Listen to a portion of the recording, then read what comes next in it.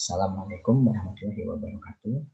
Perkenalkan, nama saya Halim Pemurangga, NIM 191031321121 dari program studi S1 Akuntansi, Fakultas Ekonomi dan Bisnis, Universitas Lambung Mangkurat. Pada kesempatan kali ini, saya akan membahas dan menjelaskan tentang labor markets atau pasar tenaga kerja. Sebelum memasuki materi, saya akan menjelaskan tentang apa itu pasar tenaga kerja. Pasar tenaga kerja adalah sebagai suatu pasar yang mempertemukan penjual dan pembeli tenaga kerja. Sebagai penjual tenaga kerja di dalam pasar ini adalah para pencari kerja, sedangkan sebagai pembelinya yaitu orang-orang atau lembaga yang memerlukan tenaga kerja. Pasar tenaga kerja diselenggarakan dengan maksud untuk mengkoordinasi pertemuan antara para pencari kerja dan orang-orang atau lembaga-lembaga yang membutuhkan tenaga kerja. Lalu, pelaku pasar tenaga kerja. Para pelaku di pasar tenaga kerja diantaranya adalah pencari kerja, pemberi kerja, dan perantara, yaitu media atau lembaga yang mempertemukan pencari kerja dan pemberi kerja. Selanjutnya, apa saja jenis pasar tenaga kerja? Jenis pasar tenaga kerja terdiri dari pertama pasar premier, yaitu untuk pekerja penuh waktu dan permanen. Kedua, pasar sekunder, yaitu memasok pekerja sementara dan atau paruh waktu. Ketiga, pasar internal, yaitu untuk perusahaan besar atau multinasional. Dalam hal ini, permintaan dan penawaran berlangsung di dalam satu organisasi. Perusahaan memindahkan karyawan dari satu unit ke unit lainnya.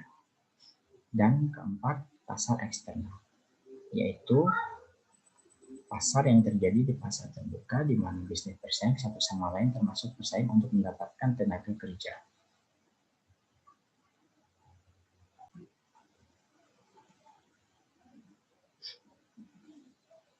Lalu, apa saja indikator pasar tenaga kerja? Dapat dilihat pada slide yang ditampilkan. Indikator pasar tenaga kerja terdiri dari tingkat pengangguran, angkatan kerja, tingkat partisipasi angkatan kerja, produktivitas tenaga kerja, dan rata-rata jam kerja mingguan. Kemudian, fungsi pasar tenaga kerja. Pasar tenaga kerja memiliki fungsi yang sangat luas, baik dalam sektor ekonomi maupun sektor-sektor yang lain. Fungsi pasar tenaga kerja yakni sebagai berikut.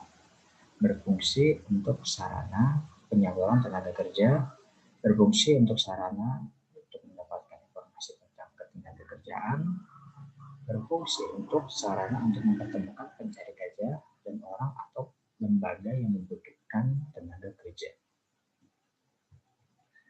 Manfaat adanya bursa tenaga kerja yakni bermanfaat untuk membantu para pencari kerja dalam mendapatkan pekerjaan sehingga bisa mengurangi pengangguran, lalu bermanfaat untuk membantu orang-orang atau lembaga-lembaga yang memerlukan tenaga kerja untuk memperoleh tenaga kerja, dan bermanfaat untuk membantu pemerintah dalam mengatasi permasalahan ketenaga kerjaan. Selanjutnya,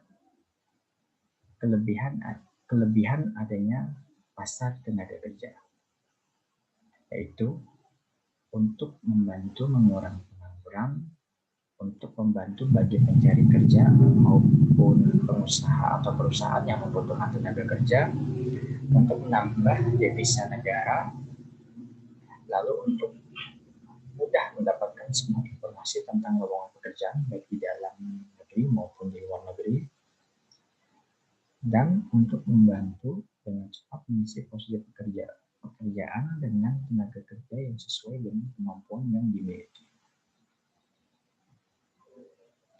Dan terakhir,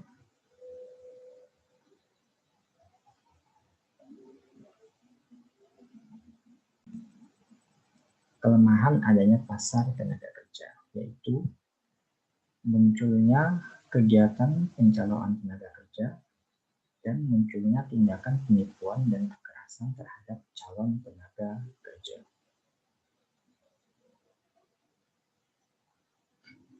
Baik, itu tadi pembahasan dan penjelasan tentang labor market atau pasar tenaga kerja. Sekian dari saya. Wassalamualaikum warahmatullahi wabarakatuh.